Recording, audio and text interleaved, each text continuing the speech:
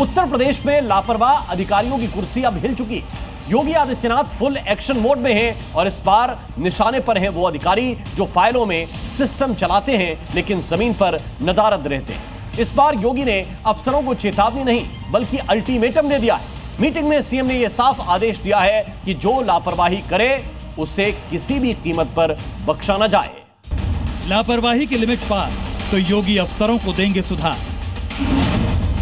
Full action में योगी, शुरू system की सर्जरी। यूपी में काम चोरी नहीं चलेगी, लापरवाही की तो अब खैर नहीं। योगी आदित्यनाथ फुल एक्शन में हैं और इस बार निशाने पर हैं वो अफसर जो कुर्सियों पर तो हैं मगर जिम्मेदारी से मुंह मोड़ते रहे हैं। लेकिन अब वक्त बदल गया है। अब यूपी में सिर्फ फाइलें पलटना काफी नहीं होगा, काम करना होगा, वरना बोरिया बिस्तर समेटने के लिए तैयार रहना होगा। क्योंकि उत्तर प्रदेश में प्रशासनिक सुस्ती और लापरवाही अब योगी आदित्यनाथ के बर्दाश्त के बाहर हो चुकी है। मुख्यमंत्री योगी आदित्यनाथ ने साफ संदेश दिया है, सुधर जाओ नहीं तो सिस्टम से बाहर हो जाओ। लापरवाह अफसरों और सुस्त नौकरशाही पर अब सर्जिकल स्ट्राइक शुरू हो चुकी है। लखनऊ से लेकर सभी जिलों तक अफसरों को अल्टीमेटम मिल चुका है। मुख्यमंत्री ने साफ शब्दों में कहा है कि जो अफसर फील्ड में नजर नहीं आते, जो समस्या सुनने के बाद भी समाधान नहीं करते और जिनके जिले में शिकायतें लगातार आ रही हैं, अब उनकी खैर नहीं है। लापरवाह अफसरों को सीएम योगी ने कड़ी चेतावनी दी है। सीएम योगी ने बैठक में अफसरों को क्लियर कट कहा, लापरवाह अधिकारी नहीं सुधरे तो उनके खिलाफ एक्शन लिया जाए और अगर कार्रवाई के बाद भी अफसर नहीं सुधरते हैं तो और कड़ा एक्शन लीजिए। ऐसे लोगों को कुर्सी पर बैठने का कोई हक नहीं है। उत्तर प्रदेश में जनता अब जनता दरबार के साथ साथ समाधान चाहती है। इसलिए योगी ने कहा है कि अफसर सिर्फ बैठकें ना करें, जमीन पर उतरे, लोगों से मिलें और फील्ड विजिट को गंभीरता से लें। लोगों को राहत मिलनी चाहिए। एक्शन सिर्फ फाइलों में नहीं, जमीन पर भी दिखना चाहिए। सूत्रों के मुताबिक अब हर जिले में थाने से लेकर डीएम ऑफिस तक अफसरों की परफॉर्मेंस रिपोर्ट तैयार की जा रही है। जहां लापरवाही, भ्रष्टाचार या जनसुनवाई की अनदेखी मिलेगी, वहां सीधी कार्रवाई की जाएगी। इसमें पद से हटाना, लाइन हाजिर करना, ट्रांसफर या सेवा समाप्ति जैसे विकल्प भी शामिल हैं। उत्तर प्रदेश में मुख्यमंत्री योगी आदित्यनाथ की ये सिर्फ चेतावनी नहीं बल्कि सिस्टम की सर्जरी है। जहां लापरवाही की कैंसर जड़ें जमाती हैं, वहां सीएम खुद ऑपरेशन मोड में आ जाते हैं। अब यूपी में अफसरों की पहचान उनके पद से नहीं, उनकी जवाबदेही और परफॉर्मेंस से होगी। ब्यूरो रिपोर्ट, जी मीडिया। और उत्तर प्रदेश में योगी आदित्यनाथ का बुलडोजर भी पूरी रफ्तार पकड़ चुका है। अवैध मज़ारें, मस्जिदें, मदरसे और मीनारें जो भी सरकारी जमीनों पर कब्जा करके बनाई गई, अब उन्हीं पर बुलडोजर चल रहा है। सबसे तगड़ा एक्शन इस वक्त संभल जिले में हो रहा है। यहां हालात ऐसे हो गए हैं कि बुलडोजर की आहट आते ही लोगों ने खुद हथौड़े उठा लिए और खुद ही तोड़फोड़ शुरू कर दी। ये डर है योगी के बुलडोजर का। ये योगी के बुलडोजर की दहाड़ है। ये योगी की बात नहीं मानने वालों का अंजाम है। ये योगी मॉडल की पहचान बन चुका बुलडोजर है जो अब सिर्फ मशीन नहीं बल्कि अवैध कब्जों और सिस्टम से खिलवाड़ करने वालों के खिलाफ चल रही योगी सरकार की सीधी कार्रवाई का प्रतीक है। उत्तर प्रदेश में अब कानून से टकराने वालों के लिए बहुत क्लियर मैसेज है। हर कोने में बुलडोजर की दहाड़ सुनाई दे रही है। कभी अवैध मज़ारों पर, कभी बगैर अनुमति बने मदरसों पर, तो कभी सड़क पर बनी गैर कानूनी दीवारों पर। बुलडोजर रुक नहीं रहा है, नॉन स्टॉप एक्शन लगातार जारी है। और संभल में तो योगी सरकार का बुलडोजर अब सुपर सोनिक की स्पीड में आ चुका है। हालात ऐसे हो चुके हैं कि बिना बुलडोजर पहुंचे ही लोग खुद हथौड़ा उठा ले रहे हैं। वजह है योगी के बुलडोजर का डर।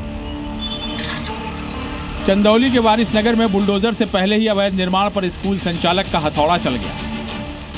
वारिसनगर में एक प्राइवेट स्कूल को लेकर पिछले कुछ दिनों से चर्चा थी कि उसका बड़ा हिस्सा नगरपालिका की जमीन पर कब्जा करके खड़ा किया गया है। प्रशासन ने इस शिकायत को गंभीरता से लिया और मामले की जांच शुरू की। सीईओ अनुज चौधरी की छापेमारी में खुलासा हुआ कि स्कूल का बड़ा हिस्सा वास्तव में पालिका की जमीन पर ही बना हुआ था। फिर क्या था? एसडीएम विनय मिश्रा ने सीधा अल्टीमेटम दे दिया, अवैध निर्माण खुद तोड़वाओ वरना बुलडोजर तैयार है। और फिर जो हुआ वो हैरत में डालने वाला था। स्कूल संचालक ने खुद अपने अवैध निर्माण पर हथौड़ा चलवा दिया। न कोई नोटिस का इंतजार, न कोर्ट की दौड़, सिर्फ बुलडोजर की स्पीड देखकर खौफ के मारे संचालक ने खुद ही स्कूल का हिस्सा तोड़वाना शुरू कर दिया, जिसकी गवाही ये मलबा दे रहा है। स्कूल में वहाँ पे कुछ जो उसको खोल के दिखाया गया था, तो वहाँ पे इसका सामान किराने का रखा हुआ था। तो बताया गया कि स्कूल स्वामी का ही एक बगल में किराने की दुकान है, उसका सामान है। और वहाँ पे कुछ गोबरनुमा सामग्री बरामद हुई थी, जिसको स्कूल स्वामी का कहना है कि उसने कुर्बानी की। तो उसका भी परीक्षण कराया गया है पर्सनल विभाग के माध्यम से। संभल जिले के चंदौसी में जैसे ही बुलडोजर की रफ्तार तेज हुई, उसी मॉडल को अब संभल गेट इलाके में भी दोहराया जा रहा है। यहाँ भी प्रशासन ने अतिक्रमण पर बड़ा खुलासा किया और खुलासे के बाद लोग खुद अपने मकान और दुकान पर हथौड़ा चला रहे हैं। प्रशासन की जांच में सामने आया कि सार्वजनिक सराय की जमीन, जो राजस्व रिकॉर्ड में भी सरकारी जमीन के रूप में दर्ज है, उस पर विशेष समुदाय के लोगों ने अवैध तरीके से आधा दर्जन से ज्यादा मकान और दुकानें खड़ी कर दी हैं। ये मकान और दुकानें सालों से सराय और नाले पर कब्जा करके बनाई गई थी और अब जब प्रशासन ने जांच शुरू की तो रिकॉर्ड में सच्चाई साफ हो गई। जैसे ही प्रशासन ने मौके पर जाकर कब्जे की पुष्टि की, राजस्व विभाग की रिपोर्ट के आधार पर अवैध निर्माण करने वालों को साफ चेतावनी दी गई। अल्टीमेटम के बाद इलाके में माहौल ऐसा बना कि लोगों ने खुद अपने मकानों पर हथौड़ा चलाना शुरू कर दिया। ये जानना चाह रहे हैं जो ब्रिटिश हुकूमत के टाइम से यहाँ रोक ले रहे हैं और जो हमारे माननीय एसडीएम साहब 1939 का नक्शा दिखा रहा जी, और लोग जो 1939 से पहले रह रहे हैं, तो ये सराय किस हिसाब से कहलाई जाएगी? बस हम ये जानना चाहते हैं। कल भी वो आए, उन्होंने यहाँ नाप तोल करी कि साहब ये पूरे बेनामे दिखाए सराय। लोगों ने बेनामे दिखाए भी अपने सबने, सबके बेनामे लगभग लीगल ही हैं, लेकिन वो कह रहा है सब इलीगल है। कोई छत तोड़ रहा है, कोई ईंटें खुद निकाल रहा है, कोई दुकान का शटर उखाड़ रहा है, क्योंकि सबको पता चल चुका है योगी राज में अवैध कब्जे पर सीधे बुलडोजर की डेडलाइन है। सुनील सिंह, संभल, जी मीडिया। और अब बात मुहर्रम से पहले उत्तर प्रदेश में योगी फोर्स के ताबड़तोड़ एक्शन की। संभल में फ्लैग मार्च निकालने के साथ ही 900 लोगों को पाबंद कर दिया गया। साथ ही कानून व्यवस्था से खिलवाड़ करने वालों को कड़ी कार्रवाई की चेतावनी दी गई है। संगम नगरी में भी प्रशासन ने साफ कर दिया है कि नियमों के मुताबिक ही ताजिया निकाला जाएगा और जुलूस में ना अस्त्र शस्त्र का प्रदर्शन होगा और ना ही किसी को सुरक्षा से खिलवाड़ करने दिया जाएगा।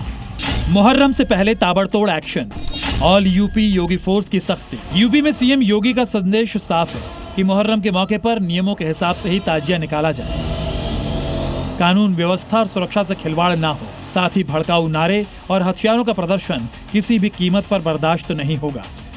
सीएम योगी ने मुहर्रम पर अफसरों को निर्देश दिया तो इसका असर भी दिखाई देने लगा। संभल के संवेदनशील इलाकों के साथ जिन रास्तों से ताजिया निकाला जाना है, वहां फ्लैग मार्च निकाला गया। सीओ अनुज चौधरी अपनी फोर्स के साथ संभल की सड़कों पर उतरे और जहां भी जो गलत दिखा उसे हटाने के निर्देश दिए। मुहर्रम के मद्देनजर पुलिस प्रशासन पूरी तरह से अलर्ट मोड में है। मुहर्रम पर कानून व्यवस्था को चाक चौबंद रखे जाने के लिए चंदौसी इलाके में सीओ अनुज चौधरी पुलिस फोर्स के साथ फ्लैग मार्च कर रहे हैं। इस फ्लैग मार्च के दौरान सीओ अनुज चौधरी ने साफ किया कि शासन की गाइडलाइन के मुताबिक मुहर्रम का जुलूस निकाला जाएगा, जिसमें 10 फीट से ऊंचे ताजिया के निकाले जाने पर पूरी तरह से पाबंदी रहेगी। कमेटी के एक सदस्य को साथ लेकर उनके द्वारा जो बताया गया निर्धारित रूट उस पर फुट पेट्रोलिंग की जा रही है। सबको पता है भाई 10 फुट से ज्यादा ताजिया की ऊंचाई नहीं होती। मुहर्रम के मौके पर कानून व्यवस्था बनाए रखने के लिए प्रशासन ने कड़े कदम भी उठाए हैं, जिसमें संभल में 900 लोगों को पाबंद किया गया। उपद्रवियों के मुचलके जब्त किए जाने के आदेश जारी किए गए। शांति भंग करने वालों को सख्त कानूनी कार्रवाई की चेतावनी दी गई। मुचलकों से पाबंद लोगों द्वारा माहौल बिगाड़ने वालों के मुचलके जब्त करने के निर्देश दिए गए। साथ ही शहर में संदिग्ध और नए लोगों का मुहर्रम से पहले सत्यापन भी किया जाएगा। 900 से अधिक लोगों को हमने पाबंद किया है और शेष सत्यापन भी कराया जा रहा है। यदि किसी प्रकार का कोई भी न्यूसेंस पैदा करने का प्रयास किया जाता है तो उसे पाबंद भी किया जाएगा और फिर यदि कोई समस्या पैदा करेगा तो फिर उस मुचलके को जब्त भी किया जाएगा। मुहर्रम पर सीएम योगी के फरमान का असर प्रयागराज में भी दिखा, जहां डीएम रविंद्र कुमार मांदड़ ने ताजिए की ऊंचाई 10 फीट के अंदर रखने के साथ ही ये साफ कर दिया कि संगम नगरी में ताजिए के लिए कहीं भी ना पेड़ काटे जाएंगे, ना बिजली के पोल हटाए जाएंगे और ना ही अस्त्र शस्त्र का जुलूस के दौरान प्रदर्शन किया जाएगा। जो ताजिए हैं, जितने करबला हैं, उसको लेकर भी जो दिशा निर्देश हैं पूर्व में जारी कर दिए गए हैं। थाना स्तर की बैठकें हो गई है। कहीं पे भी हाइट ऊपर ना हो जिसके कारण कोई पेड़ कटाई हो, कहीं पे तार हटाने पड़े, वो किसी भी दिशा में स्वीकार नहीं है। कोई नई परंपरा नहीं लगने दी जाएगी। वहीं इमामबाड़ा मुहर्रम कमेटी और मुस्लिम पक्ष ने भी सरकार के निर्देशों का पालन करने का दावा किया। जो भी गाइडलाइन है उसी पे अमल किया जाएगा। वो हम अपनी कमेटी की तरफ से भी लोगों से गुजारिश कर रहे हैं कि सरकार की गाइडलाइन का पालन करें। जिन जिन चीज़ों पे प्रतिबंध है उसको जुलूस में कभी ना जुलूस में शामिल मत करें। सीएम योगी ने मुहर्रम के जुलूस को लेकर अधिकारियों को पहले ही साफ संदेश दिया है कि जरूरी इंतजाम कर लें, ताकि ना परंपरा से खिलवाड़ हो और न ही कानून व्यवस्था और सुरक्षा का मुद्दा उठे। यही वजह है कि मुहर्रम से पहले पूरे यूपी में योगी फोर्स का ताबड़तोड़ एक्शन जारी है। संभल से सुनील सिंह के साथ ब्यूरो रिपोर्ट, जी मीडिया। और आइए बात करते हैं इटावा में बोए गए जातीय जहर की। अहीर रेजिमेंट की आड़ में इटावा में हिंसा क्यों भड़की? ब्राह्मण बहुल गांव में 2000 की भीड़ अचानक कैसे टूट पड़ी? क्या यह सिर्फ प्रदर्शन था या जातीय टकराव को हवा देने की सोची समझी साजिश? आरोप है कि इस पूरे बवाल की कमान गगन यादव पर थी, जो खुद को अहीर रेजिमेंट के लिए लड़ने वाला नेता बताता है। गगन पर एफआईआर हो चुकी है। वो जी न्यूज के कैमरे पर आया और एक बड़ा खुलासा किया। ब्राह्मणों के गांव में अहीर रेजिमेंट का अटैक क्यों हुआ? इटावा में किसके कहने पर जुट गई 2000 की भीड़? जी न्यूज के कैमरे पर इटावा हिंसा का आरोप। आईआरओ चीफ गगन यादव बोला, मेरा हिंसा से नहीं कोई वास्ता। दादरपुर गांव के बाहर करीब 2000 लोग अचानक जुटते हैं। हाथों में तख्तियां हैं जिसमें लिखा है यादव रेजिमेंट चाहिए, और जुबान पर उकसाने वाली नारेबाजी है, हल्ला है, हंगामा है। अचानक भीड़ जुटती है और फिर वही होता है जो एक सुनियोजित भीड़ करती है। पथराव, पुलिस पर हमला और जमकर बवाल।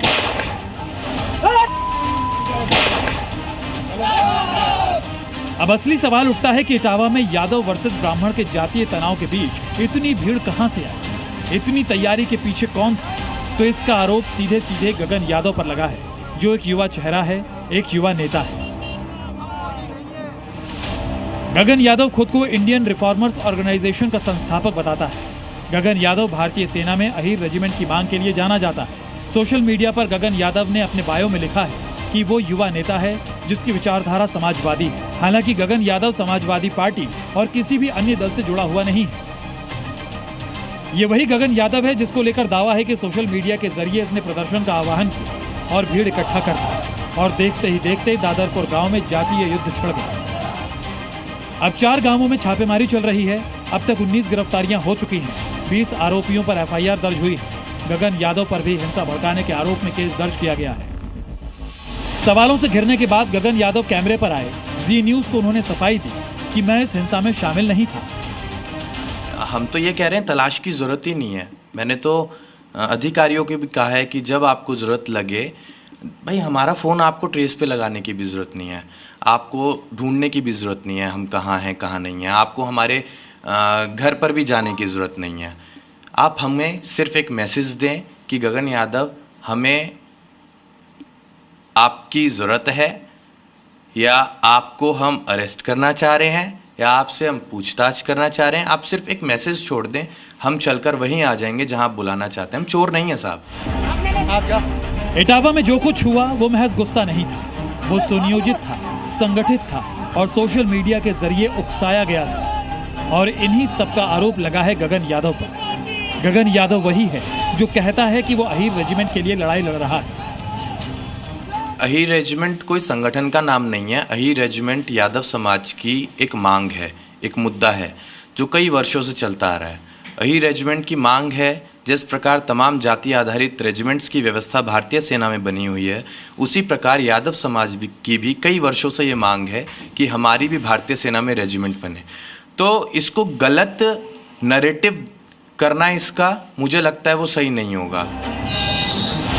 फिलहाल जिस गांव में यादव कथावाचक को लेकर यादव बनाम ब्राह्मण की लड़ाई छिड़ी थी, वहां अभी तनाव है। एक सवाल और है, क्या यह अहीर रेजिमेंट की लड़ाई थी या कास्ट पॉलिटिक्स के नए चेहरे के लिए सोची समझी रणनीति? राजू राज, इटावा, जी मीडिया। और अब बात क्राइम कैपिटल बनती दिल्ली की, जहां एक बार फिर एक मर्डर ने लोगों को खौफ से दहला दिया। गीता कॉलोनी इलाके में अमान और लकी ने अपने एक साथी के साथ मिलकर 19 साल के यश की चाकू से गोदकर हत्या कर दी। पुलिस इसे रोड रेस का केस मान रही है, लेकिन यश के परिवार के मुताबिक इस हत्याकांड को अफेयर की वजह से साजिशन अंजाम दिया गया। देखिए जी मीडिया की एक ग्राउंड रिपोर्ट। यश का मर्डर, रोड रेस या अफेयर? 24 घंटे में 4 मर्डर, दिल्ली बनी क्राइम कैपिटल। दिल्ली में पिछले 24 घंटे के अंदर हुए 4 मर्डर ने कानून व्यवस्था पर गंभीर सवाल खड़े कर दिए हैं। यहां अपराधियों में ना कानून का खौफ है और ना ही पुलिस का डर, जिसकी वजह से एक बार फिर एक मां ने अपने इकलौते बेटे को खो दिया। बच्चा छीन लिया मुझसे, उन लड़कों को सजा मिलनी चाहिए। जिस लड़के ने मेरे बच्चे को मारा उसको सजा मिलनी चाहिए। मेरे निर्दोष बच्चे को मार डाला उन्होंने। दिल्ली में इस बार जहां जुर्म ने दस्तक दी वो जगह थी गीता कॉलोनी, जहां बीती रात करीब 8 बजे 19 साल के लड़के यश को चाकू मार दी गई। जानकारी के मुताबिक यश की स्कूटी गली में खड़े एक लड़के से हल्की सी टकरा गई थी। इस पर दोनों पक्षों में झगड़ा हो गया। इस बीच एक लड़के ने यश पर पीछे से चाकू से हमला कर दिया, जिसके बाद गंभीर हालत में यश को अस्पताल ले जाया गया, जहां डॉक्टरों ने उसकी मौत की जानकारी दी। यश के ऊपर हमला किया गया। यश भागकर करीब वारदात की 100 मीटर की दूरी पर इस जगह पर आया था, जहां पर उसके ऊपर चाकू से वार किया गया था। वार इतना गहरा था कि उसे जब अस्पताल यहां से लहूलुहान हालत में ले जाया गया तो वहां पर उसकी मौत हो गई। यश की मौत से उसके घर में मातम पसर गया। घर वालों को यकीन नहीं हुआ कि एक मामूली विवाद में उनके इकलौते बच्चे की हत्या कर दी गई। यश की मां ने आरोपियों के लिए कड़ी सजा की मांग करते हुए उन पर पहले भी हत्या जैसी वारदात को अंजाम देने का आरोप लगाया। जिस लड़के ने मेरे बच्चे को मारा उसको सजा मिलनी चाहिए। मेरे निर्दोष बच्चे को मार डाला उन्होंने। 5 मर्डर करके घूमते हैं वो लड़के, उनको पुलिस वाले यूं ही छोड़ देते हैं। पता नहीं किस किस की जान लेंगे। मेरे बच्चे को भी मार डाला। हे भगवान, उनको कड़ी से कड़ी सजा दो। इस हत्याकांड में अमान, लकी और एक नाबालिग आरोपी शामिल था, जिसमें पुलिस ने 2 आरोपियों को गिरफ्तार कर लिया, जबकि नाबालिग आरोपी पर नियमों के मुताबिक कार्रवाई की जा रही है। 3 लोगों का नाम इसके अंदर हमारे सामने आया है, जिसमें से 2 लोग तो अडल्ट हैं, मेजर हैं, और एक लड़का माइनर है। जो मेजर हैं उसमें से उसका नाम अमान है, एक का जो यहीं रानी गार्डन एरिया का रहने वाला है, एक का नाम लक्की है जो सरोजिनी नायडू पार्क में रहने वाला है, और एक लड़का इसमें जुवेनाइल है जिसकी उम्र 15 साल है। पुलिस अब तक की जांच में इसे रोड रेस का मामला मान रही है, लेकिन यश के घर वालों की इस हत्या के पीछे अलग ही दलील है, जिसके मुताबिक यश का एक लड़की से अफेयर था, जिसकी वजह से मुस्लिम लड़कों ने उसकी हत्या कर दी। यश का एक लड़की के साथ रिलेशन में था। उसने एक लड़के को उसके साथ देखा, लक्की नाम का, तो उसने उस लड़की को मारा थप्पड़, और घर आया तो उसके घर वाले आए। उन्होंने कहा कि हम तुम्हारे लड़के को उसी लड़के से पिटवाएंगे, ये ईद का टाइम था, उसी से मरवाएंगे, उसी से पिटवाएंगे। अमन शर्मा ने अपने भाई की हत्या के मामले को जिस लड़की से जोड़ा, उस लड़की के पिता ने इस हत्याकांड में किसी भी जानकारी से इनकार कर दिया। मैं कह नहीं रहा हूँ, मेरे को कुछ नहीं पता क्या बात है क्या नहीं, मुझे कुछ नहीं मालूम। मैं 4-5 साल से अपनी माँ की उसमें लगा हूँ। मैं घर से ये मेरे आस पड़ोस वाले हैं, इनसे पूछ सकते हैं आप। मैं यहाँ से निकलता भी नहीं हूँ, सिर्फ जब निकलता हूँ जब मुझे कोई सामान अपनी माँ के लिए चाहिए होता है। यश और आपकी बेटी एक दूसरे को जानते थे? ये मुझे नहीं पता जानते थे या नहीं जानते थे, ये मैं नहीं कह सकता। मैं कह रहा हूँ ना, मुझे कुछ नहीं पता। यश की हत्या के बाद इलाके के लोगों को जैसे ही इस बात की खबर लगी कि इस केस में किसी लड़की का नाम सामने आ रहा है, वो आक्रोशित हो गए और उस घर के सामने तोड़फोड़ की जहां वो लड़की रहती है। यश शर्मा हत्याकांड में एक आरोपी का घर आप यहाँ देख सकते हैं। यश के घर से करीब 400-500 मीटर की दूरी पर ये घर है, जहाँ पर हत्याकांड के बाद गुस्साई भीड़ ने इस घर पर भी हमला किया था। हालात को देखते हुए इलाके में पुलिस के साथ रैपिड एक्शन फोर्स की तैनाती की गई है, लेकिन सवाल उठ रहे हैं कि दिल्ली में बदमाश इतने बेखौफ क्यों हो रहे हैं। इससे पहले कल दिल्ली के बवाना में मॉर्निंग वॉक पर गए एक शख्स की गोली मारकर हत्या कर दी गई। 2 आरोपी बाइक पर आए, करीब 6 राउंड फायर किए और बड़े आराम से फरार हो गए।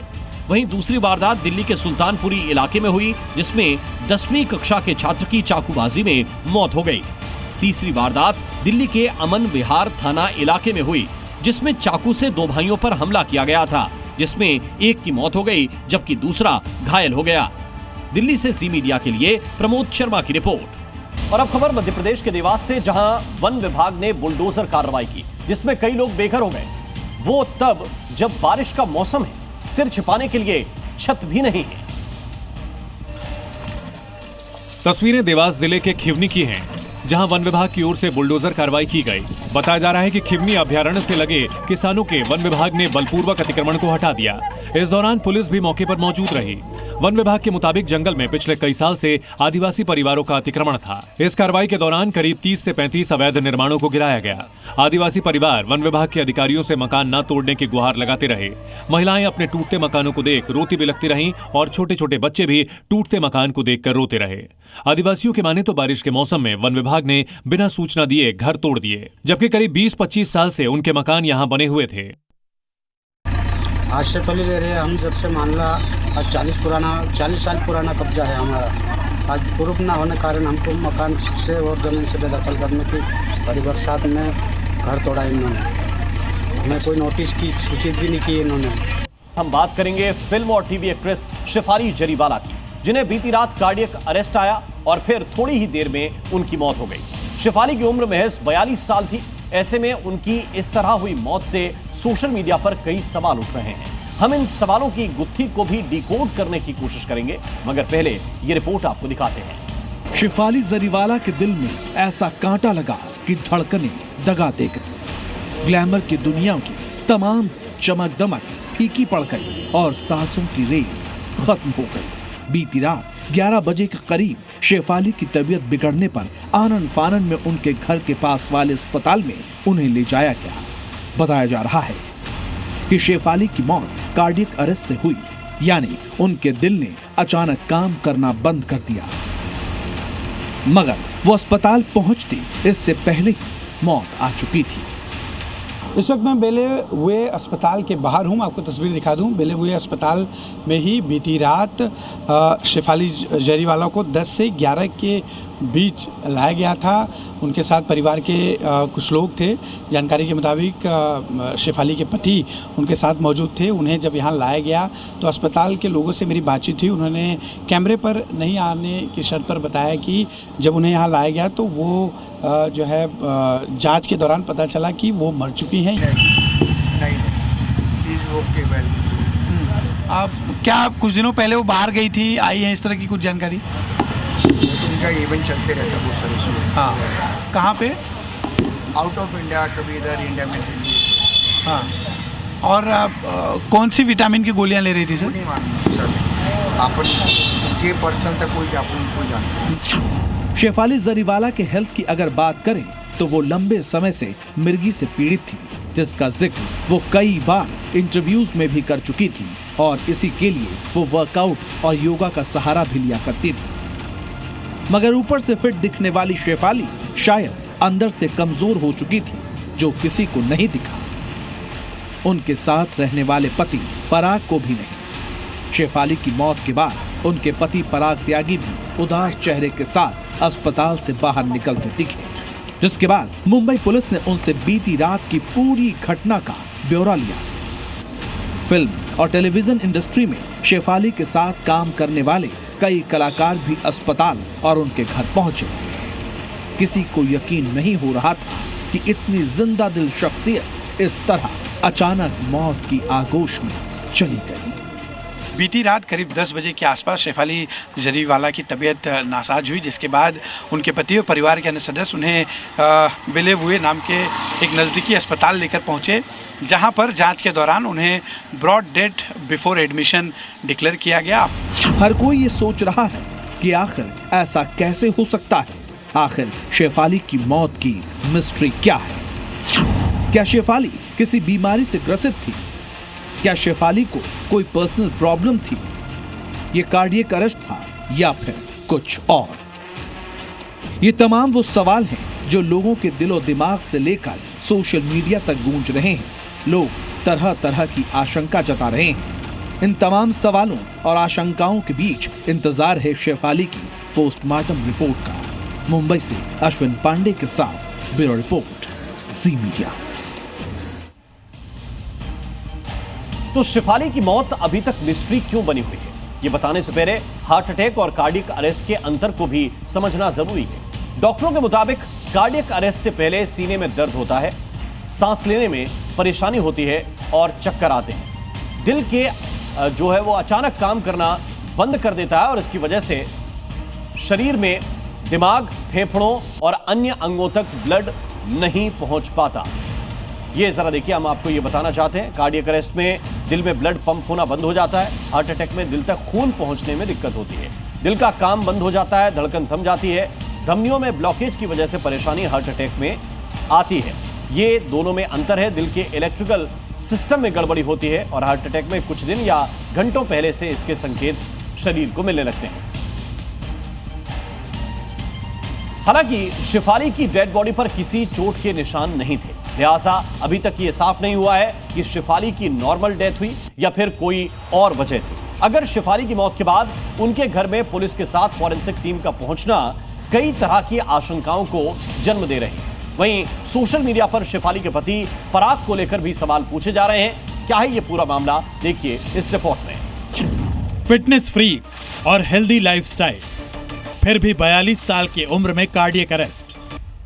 मगर क्या शेफाली की मौत की वजह सिर्फ खराब सेहत थी या फिर उनकी जान किसी और वजह से गई? ये सवाल इसलिए अहम है क्योंकि बीती रात शेफाली को अस्पताल पहुंचाने और फिर उनकी मौत की खबर आने के बाद पुलिस और फॉरेंसिक टीम काफी एक्टिव दिखी।